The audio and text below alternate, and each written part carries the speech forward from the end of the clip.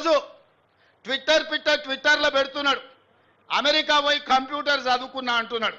ఆ కంప్యూటర్ని పుట్టించింది, ఈ దేశానికి పరిచయం చేసిందే రాజీవ్ గాంధీ సన్నాసి. లేకపోతే ఇక్కడనే ఎక్కడనో గుంటూరులో ఇడ్లీ కూడా అమ్ముకుంటూ తిరిగేటోనివి. ఎందుకంటే ఆడికి చదువుకుంటానికి పోయినావు కదా, నువ్వు ఆన్నే ఇడ్లీ కూడా అమ్ముకొని బతికేటోనివి. లేకపోతే రైల్వే స్టేషన్లో ఛాయ్ సమోసా అమ్ముకుంటా సిద్దిపేటలోనే ఉండేటోనివి. రాజీవ్ గాంధీ దేశానికి కంప్యూటర్ని పరిచయం చేసింది కాబట్టి నీ బతుకు ఒక కంప్యూటరు, ఒక ట్విట్టర్ అకౌంటు, ఒక ఐటీ మంత్రివైనవు. లేకపోతే ఐటీ శాఖనే ఉండేది కాదు.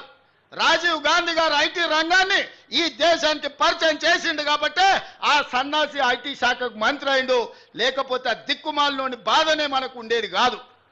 కాబట్టి ఇవాళ ఢిల్లీ మెప్పు కోసం ఇన్ని రోజులు బూతులు తిట్టిండు కదా, సోనియా గాంధీ గారిని బలిదేవత అని, రాహుల్ గాంధీ గారిని ముద్దపప్పు అని, నానా బూతులు ఏవైతే గతంలో తిట్టినావో వాటిని కవర్ చేసుకోవడానికి ఈరోజు చాలా కష్టపడి వాళ్ళ ప్రాపకం కోసం నేను చెప్తున్నాడు.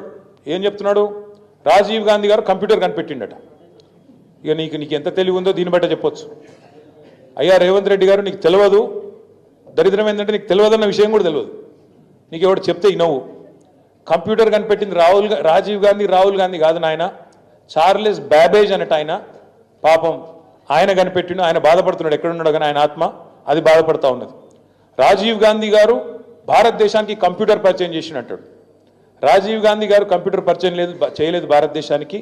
1955లోనే టాటా గ్రూప్ వాళ్ళు బొంబాయిలో మొట్టమొదటి కంప్యూటర్ను వాళ్ళు తీసుకొచ్చినారు. ఇది నీకు తెలియదు. ఆ రోజు రాజీవ్ గాంధీ గారికి 10 ఏళ్ళలో 12 ఏళ్ళలో. ఇది నీ తెలివి, ఇది నీకున్న పరిజ్ఞానం.